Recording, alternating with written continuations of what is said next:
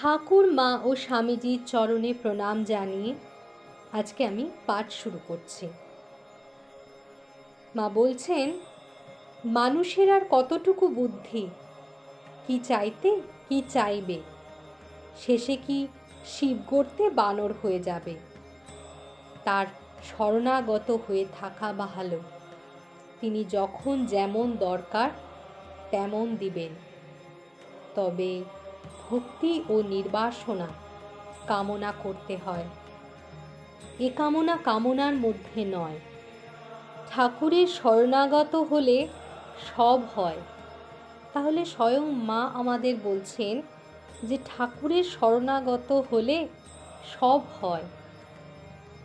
তার ত্যাগ ছিল ঐশ্বর্য। তিনি ত্যাগ করেছিলেন বলে এখন আমরা তার নামে সব খাচ্ছি দাচ্ছি। লোকে ভাবে তিনি এত বড় ত্যাগী ছিলেন, তার ভক্ত এরা না জানি কত বড় হবে। আর শরণাগত হলে কি হয় মা বলছেন, ঈশ্বরের শরণাগত হলে বিধির বিধান খণ্ডন হয়ে যায়। তার নিজের কলম তার নিজ হাতে কাটতে হয়।